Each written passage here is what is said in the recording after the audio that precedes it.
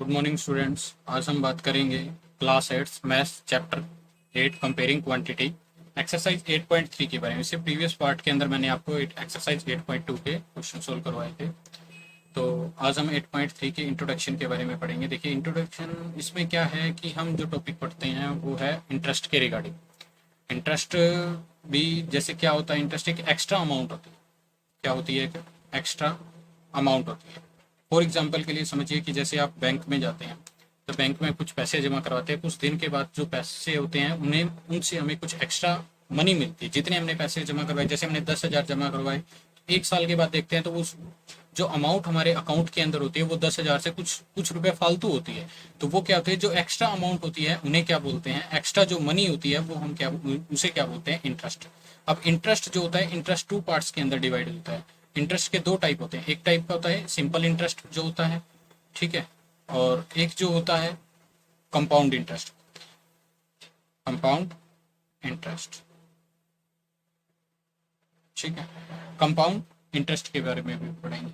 अब compound interest क्या होता है? कंपाउंड इंटरेस्ट और सिंपल इंटरेस्ट ये दोनों क्या चीज होती हैं वो देखिए। सिंपल इंटरेस्ट एक इस तरीके का इंटरेस्ट है जिसके अंदर हम सालाना जो ब्याज देते हैं, हर पर ईयर जो ब्याज लगता है हमारे पास, इंटरेस्ट लगता है वो हमेशा पर ईयर्स हर साल सेम रहता है।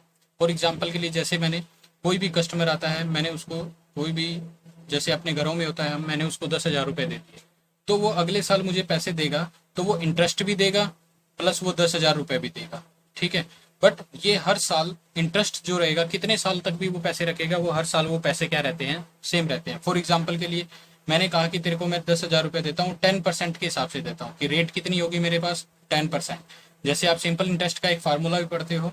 सिंपल इंटरेस्ट का फार्मूला क्या होता है? PRT, principal rate into time divide by में 100। ये होता है हमारे पास SI निकालने का फार्मूला, मतलब सिंपल इंटरेस्ट फाइंड आउट करने का फार्मूला। अब मेरे पास प्रिंसिपल कितना है, 10,000 रुपीज, 10,000 रुपए। रेट कितनी है सर, 10%, तो 10 डिवाइड बाई में 100। टाइम कितना है, अगर मैंने उसको 2 साल के लिए दिए तो 2 साल में इंटरेस्ट कितना लगेगा, देखिए 20 से 20 कट हो जाएंगे तो कितना हो गया, 1000 मल्टीप्लाई 2,000 रुपीज हो गया। तो मेरे पास 10,000 रुपए का 2 साल के लिए 10% के हिसाब से कितने रुपए इंटरेस्ट मुझे पे करना पड़ेगा। सिंपल इंटरेस्ट मेरा कितना आ गया, 2,000 रुपीज। तो अमाउंट मेरे पास कितनी देनी पड़ेगी।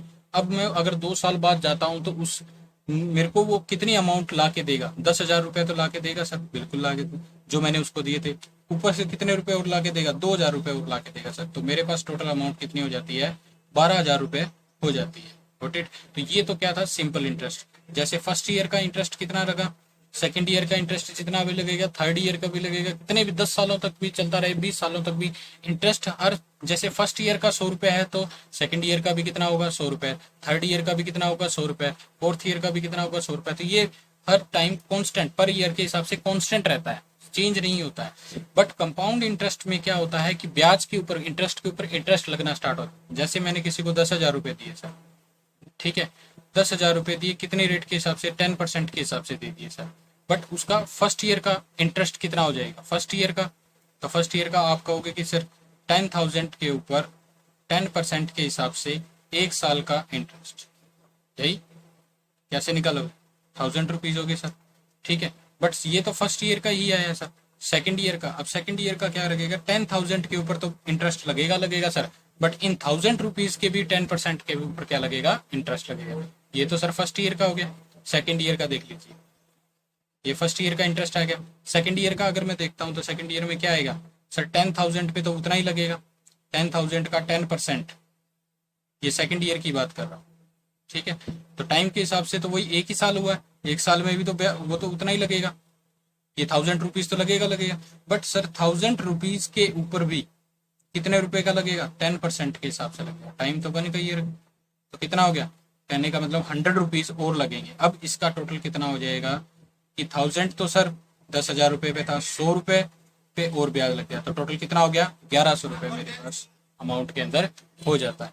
तो फर्स्ट ईयर का तो 1,000 रुपए, दूसरे साल का मेरे पास कितना हो गया, 1,100 रुपए। तो टोटल अब इसके अंदर ब्याज के ऊपर ब्याज लगने की वजह से ये अमाउंट क्या हो जाती है, ज्यादा हो जाती है, ठीक है। तो आप समझिए कि सिंपल इंटरेस्ट में क्या होता है कि इसके अंदर इंटरेस्ट हर साल सेम रहता है, और कंपाउंड इंटरेस्ट के अंदर क्या होता है, अमाउंट पे तो इंटरेस्ट लगता ही लगता है, और इंटरेस्ट के ऊपर दोबारा इंटरेस्ट, मतलब ब्याज के ऊपर ब्याज लगना स्टार्ट हो जाता है। तो आजकल जो हम हमारे फादर्स हैं या हमारे बुजुर्ग हैं, वो हम पैसे की जो लेन देन करते हैं वो हमारे पास किसके हिसाब से करते हैं, compound interest, sorry simple interest के हिसाब से लेन देन की जाती है। Got it. तो ये था कंपाउंड इंटरेस्ट के बारे में और सिंपल इंटरेस्ट के बारे में इंट्रोडक्शन पार्ट। ये समझना जरूरी होता है कि सिंपल इंटरेस्ट और कंपाउंड इंटरेस्ट में फ़र्क क्या है। फ़र्क इतना ही है, इसके अंदर सिर्फ हमें इंटरेस्ट पे करना पड़ता है, इसके अंदर हमें अमाउंट तो देनी ही देनी है, बट उसके इंटरेस्ट के ऊपर भी इंटरेस्ट देना पड़ता है। ये होता है कंपाउंड इंटरेस्ट और सिंपल इंटरेस्ट। तो इनका फार्मूला होता है कैसे, जैसे सिंपल इंटरेस्ट का तो मैंने आपको बता ही दिया। सिंपल इंटरेस्ट का क्या होता है, PRT, principal rate time divide by में 100। इससे हम प्रिंसिपल इंटरेस्ट को सोल्व करते हैं। अब कंपाउंड इंटरेस्ट को कैसे सोल्व करेंगे, कंपाउंड इंटरेस्ट जो होगा उसको निकालने के लिए पहले हम क्या फाइंड आउट करेंगे, अमाउंट। क्या फाइंड आउट करेंगे, अमाउंट। ठीक है, अमाउंट कैसे निकलती है, इसका रूल क्या होता है, 1 प्लस पी इंटू में 1 प्लस आर डिवाइड बाई में 100, पावर में क्या आ जाएगा, टाइम। पी का मतलब प्रिंसिपल, आर का मतलब रेट और टी का मतलब टाइम। इससे क्या सोल्व होगा, क्या फाइंड आउट होगा, अमाउंट।